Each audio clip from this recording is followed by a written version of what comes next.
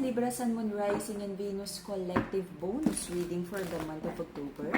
For your personal reading, kindly send me a direct message. Kamusta mga lover boy at lover girl, Libra? This is a Libra, Sun, Moon, Rising, and Venus collective bonus reading for the month of October. Anong meron para sa ating mga Libra? Collective energy ng ating mga Libra, please. Collective energy ng ating mga Libra, please. Libra, Sun, Moon, Rising, and Venus collective bonus reading for the month of October.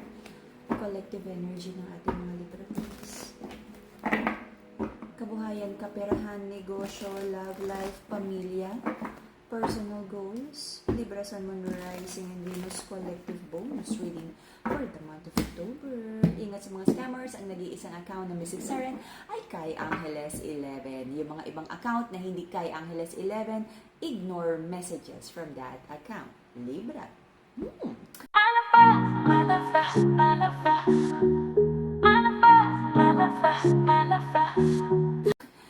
Queen of Swords in reverse. There's a feminine here. Napagod, napagod, napagod, napagod.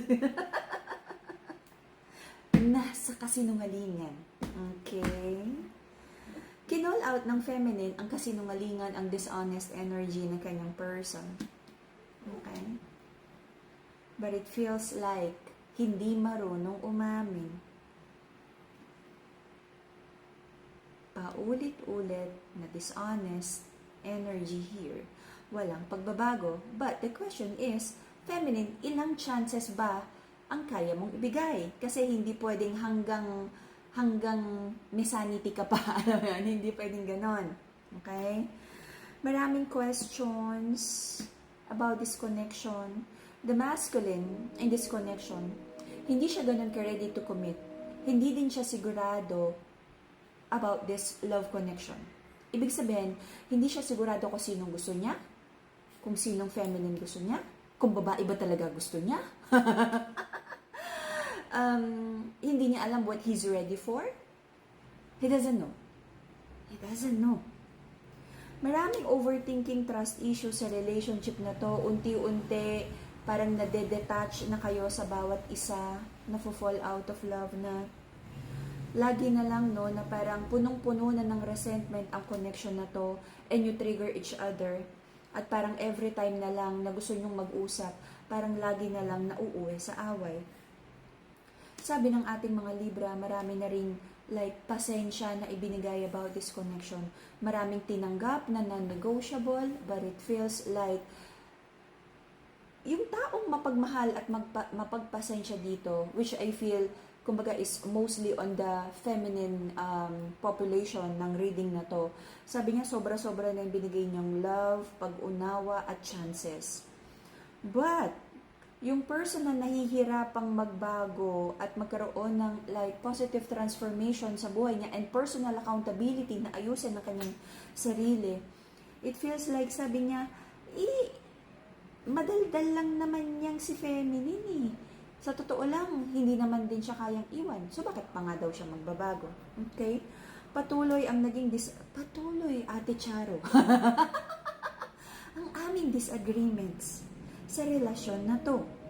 Hindi ko maramdaman ang suporta at totoong pagmamahal. Tuwing nag-uusap kami, hindi po niya ako pinapakinggan. Ate Charo, anong gagawin ko? Okay. Woo! Someone is like dreaming of like a traditional relationship, and parang ito yung energy of the pick me girl energy na parang ipapakita ko sa'yo ako yung best choice, papakita ko sa'yo ako yung pinakamaganda, pinaka-sexy, pinaka blah blah blah, ako yung best. Okay? But hindi naiintindihan ng other person na sinashower mo siya ng love. Na parang tumatawid, especially sa side ng masculine, na parang, oh, kita mo, patay na patay sa akin. Diba? Parang deads na deads. Na parang hindi ko nga ini-effortan eh. Pare, sabi niya, kita mo nga to, tinan mo to, na parang Hindi nga ako nagbago eh. Bakit ako magbabago? Wala yan. Topak lang yan. Bukas makalawa. Tatahimik na rin yan. Pag inakap ko yan, yung pogi ko na to. Itong pogi ko na to. Pare. Ha? Ganun. So, this energy is like hindi natututo. Puro yabang, puro ego. And the feminine in this connection feels so hurt. Sabi ng feminine, marami na rin naman siyang natutunan about this connection. Pero parang feminine, ang nakikita ko dito, parang hinihintay mo na lang na, I don't know, are you waiting para, yung parang ubos na yung love mo, yung parang gumuho na yung mental health mo na, hindi mo na kaya. Medyo pa-slide-slide ka na sa pader habang umiiyak. Ganun ba yung gusto mo, feminine? I feel at some point, feminine, you're still hoping na may magbago sa relationship na to. Kahit pagod na pagod, hirap ka na. Choice, okay? Mental clarity and stronger connection with your intuition, the purple crystal, amethyst. Okay? Harmony, self-love, and to heal your heart chakra, Madagascar, rose quartz, the pink crystal, okay? Lahat ng crystals natin, authentic, cleansed and blessed by the enlightened guide. Okay. So, marami kang natanggap na bad news here, pero sabi mo, baka naman mali yung pagkakaintindi mo, binigyan mong benefit of the doubt na maraming itong person mo. Sabi mo, baka naman nami-misinterpret mo lang, baka naman na-judge mo lang ng maaga, baka naman mabait naman. So parang sabi mo, sige, uunawain, papakisamahan, papakamamahalin. Okay? But, it feels like walang naging growth because na-spoil mo si masculine. Because si masculine, masyado siyang naging kampante na, bakit siya magbabago? Pinagbibigyan mo naman lagi. Okay? So, may prayers and manifestations here si feminine na parang, Lord, tama ba itong pagpapahalagang ibinibigay mo sa masculine? Baka naman natitaken advantage of ka na. Ako nang sasagot, yes. So, sabi ng ating mga Libra, napapagod na, no? Dami na ang problema sa bayarin. Dami na ang toxic na nga sa trabaho. Diba? Lagkit ka na sa pagko-commute, sa traffic. Diba? Tapos, makakabalita ka pa ng bad news sa relationship. Lord, wala bang good news dyan? Okay, napagod ka. Yung huling nabalitaan mo, I cannot say na ito yung pinakamabigat na bad news na narinig mo about your person. Pero parang nag-pile up na at parang gumuguho na yung love mo for this person, na parang naglalaban yung mind mo na sinasabi na tama na, ilang beses ka nang nabitray, ilang beses ka nang nasaktan, tama na, you let the masculine learn his lesson first. Sabi naman ng puso mo, wag, paano pag nag-break kami, tas may mahanap siya, iba? Ganon. So, asan ang self-love, feminine? Asan? Asan banda? Hanapin mo, ha? Okay, so, naapektuhan ang iyong trabaho, negosyo, financial stability, pagsaset ng goals mo kasi masyado kang nakafocus sa pag-ibig, okay? Hindi yan pwedeng pangbayad ng bills. Your person, same old cycle. Bakit ba daw siya magbabago? Do ayaw niyang bitiwan ka, especially sa side ng masculine. Hindi ka niya bibitiwan pero hindi siya magbabago, steady lang. Hindi ka naman umaalis eh. Okay?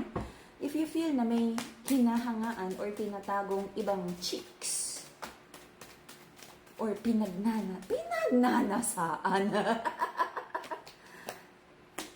It's a yes. Okay? So, the masculine is trying to outgrow yung mga addiction niya about third party, kung may addiction about yosi, ala, kung whatever, kung ano man yan, sinusubukan niyang magbago. But, I just want to remind you, feminine, potential is a potential. Okay? And past actions ay best indicator ng future decision. Okay? Yung lion na yan, kinuha mo sa wild, nilagay mo sa cage, dahil gutom, pinakain mo ng gulay, karot, mga repolyo, dahil sa gutom, pwede niyang kainin yon. Pero, pag nakalabas yan at nakatakas yan, hahanap yan ng karne. Alright, so, meron kang fear kung tapos na o meron kang mga doubts kung tapos na ba sa paglalaro si masculine. Sasagutin ko, hindi pa. Hindi. So, tignan natin. Sabi ng feminine, gusto lang niyang maramdaman yung full commitment, that the feminine feels safe about the relationship. Ayaw na niyang may maramdaman na may paghanga, may kinikita, o may ginojowa pa somewhere over the rainbow ang kanyang masculine. Okay? Until the end of January. The masculine, kumbaga, naiisip naman niya, na-hurt niya si feminine, dapat na ba siya talagang magbago. Pero minsan, ito yung parang batang nagnanakaw ng tsokolate sa ref. Sasabihin mo, kumain ka ng gulay, isa lang chocolate. Pag kinain mo tong isang bowl ng gulay, pwede ka mag-chocolate. Eh, hindi ka naman, kumbaga, hindi mo naman nai-implement ang batas. So, nagnanakaw pa rin siya ng junk food sa ref na wala naman talagang consequences kahit bina-violate niya yung standards or rules ni feminine. Okay? Marami pa rin akong nakikitang possible, let's not claim, possible disagreements, disappointments about this connection, broken promises, mga fake promises, fake apology. Magpapakiramdaman kayo. Magpapakiramdaman kung nagbabago, pero marirealize mo, hindi pa siya tapos magsinungaling, maraming bala, okay? Baka naka-unli. So I feel, both of you, especially yung feminine, would focus more on family, stability, pera, and would heal yung emotional wounds, yung broken heart. Okay? Sabihin na natin na, for now, naisip ng masculine na na-hurt ka niya. Pero hindi niya alam yung extent ng damage na binigay niya sa feminine. Hindi niya alam kung gaano niya nasasaktan yung feminine. Basta ang alam niya, mahal siya ng feminine, puging-pugi sa kanya at hindi siya kayang iwanan kahit anong kalokohan ang gawin niya. So feminine, if ganito ka-arrogante at ganito ka-confident yung energy ni masculine, up to you. Kasi minsan, you have to let the person go. You have to make this person feel your absence. Baka doon lang niya ma-realize yung worth mo. Kasi confident siya na kahit ano naman ang gawin niya, hindi ka aalis. So bakit nga ba magbabago? Why would someone pay for a full price if kaya naman niyang makuha ng walang consequences or walang kabayaran or libre? Di ba? Halimbawa, sa grocery, ba't ka magbabayad? Eh kung nakalagay naman doon, free. Diba? O kung nakalagay naman doon, pay as you wish. Eh, kukuha talaga ako, pay as you wish pala eh. I don't wish to pay. Wala akong nakikitang moving forward to a better situation ng connection na to. Same old, same old. So, it's up to you kung mag-i-stay ka sa toxic connection na to. You're praying na sana magkaroon, Libra, you're praying na sana magkaroon ng pagbabago, but walang akong nakikitang solid plans to make this connection more stable, okay? You might be dealing with the Capricorn, Scorpio, Cancer, Pisces, yun. If you're manifesting abundance, the yellow and happy crystal, Brazilian citrine, for protection, Madagascar black tourmaline, meron din tayong evil eye, motivation and good luck, carnelian, the orange crystal. Okay, dokie. So, PM me for your crystals. I can still give you ang ating mga crystals sa promo price. PM me for your personal reading at mag-ingat sa scammers. Bye-bye, Libra.